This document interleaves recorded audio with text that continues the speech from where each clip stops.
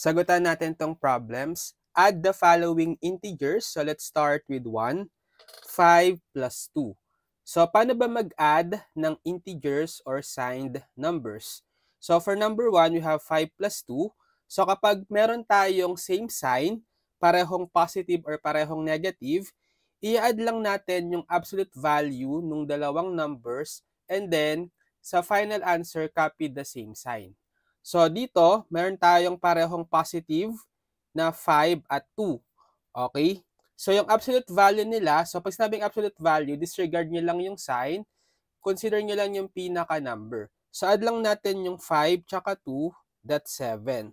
And then, dahil pareho silang positive, yung final answer should be positive 7 then, or 7 na lang. Okay? Next, negative 6 plus negative 9. Okay, so this time, pareho namang negative, right? So, same rule, add natin yung absolute value ng dalawang numbers. So, disregard natin yung sign. So, we have 6 plus 9, 15. And then, since pareho silang negative, copy natin yung same sign sa final answer na negative. So, the final answer is negative 15. Next, for number 3, 8 plus negative 3. So this time, magkaiba naman yung sign. Yung 8 ay positive, yung 3 ay negative. So kapag ganun yung case, isusubtract natin yung mataas na absolute value minus yung maliit na absolute value. So bale, mas mataas yung absolute value ng 8, right? Minus yung absolute value ng negative 3, disregard the sign, 3 lang. Okay, so bale, 8 minus 3, 5. And then sa final answer, pipiliin natin yung sign na absolute value na mas mataas. So, di ba yung 8 yon, which is positive. So, dapat yung final answer is positive 5 or simply 5. Okay, next for number 4, negative 10 plus 7.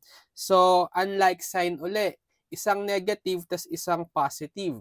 So, ganun uli, subtract natin yung mataas na absolute value, yung negative 10, right? Absolute value disregarding the sign, 10. Then minus absolute value nung 7. So, bale 10 minus 7, that will be 3. And then, gamitin natin sa final answer yung sign nung may mas mataas na absolute value, yung negative 10. So, kaya final answer should be negative 3. Okay, number 5. So, meron tayong negative 1 plus 6 plus negative 4. So, tatlong numbers i-add. So, dito muna sa negative 1 plus 6. So, magkaiba sila ng sign. Isang negative at isang positive. So, yung rule, subtract yung malaki minus yung maliit na absolute value. So, 6 minus 1, that will be 5. And then, gayahin yung mas mataas na absolute value, yung sign na positive. So, this should be positive 5. And then, plus negative 4 pa. Okay, so this time, magkaiba uli ng sign, isang positive, isang negative. So, yung rule, so subtract yung mas mataas na absolute value, 5, minus yung mas maliit na absolute value ng negative 4 na 4. So, 5 minus 4, 1. And then, kopyahin sa final answer yung positive 5 kasi mas mataas yung absolute value nung positive 5 sa negative 4. So, the final answer is positive 1 or simply 1. Or in shortcut, kapag meron kayong i-add na more than 2 integers, so combine nyo muna yung mga same signs. So, di ba may negative 1 tsaka negative 4. Pag kinumbine natin yan, di ba same sign, add lang yung 1 plus 4, that will be negative 5. Okay? Plus yung 6, positive 6. So, unlike sign, so isang negative, isang positive, so subtract natin yung 6 minus 5, that will be 1. So, since yung sign nung ating absolute value na 6 is positive, mas pataas kaysa sa negative 5, the final answer should be positive 1 or 1 nga. Okay? So, apply natin yan dito sa 6. So, this time, meron tayong 4 na integers na i-add. So, combine muna natin yung mga same sign. Di ba meron tayong positive 3 tsaka positive 7. So, 3 plus 7, 10. So, bale positive kasi pareho silang positive. Then plus, combine naman natin yung parehong negative. Negative 5 plus negative 8. So, negative 13. Right? Okay.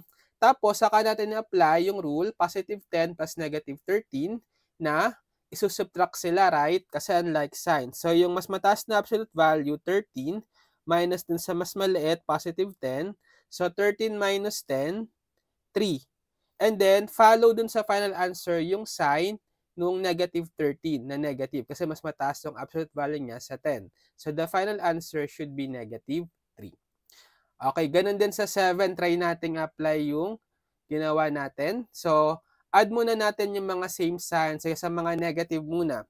So, negative 2 plus negative 9 plus negative 7.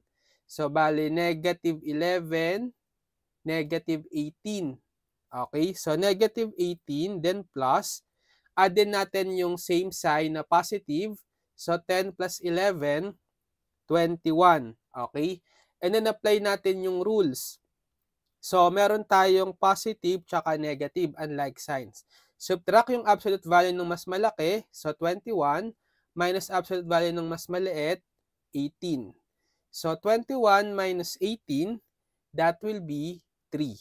So, sundin natin yung sign nung may mas mataas na absolute value, yung positive 21, right? So, the final answer should be positive 3 or simply 3. Okay, so kayo naman, add nyo itong integers na negative 5 plus 8 plus negative 3 plus 11 plus negative 9. And just comment your answers.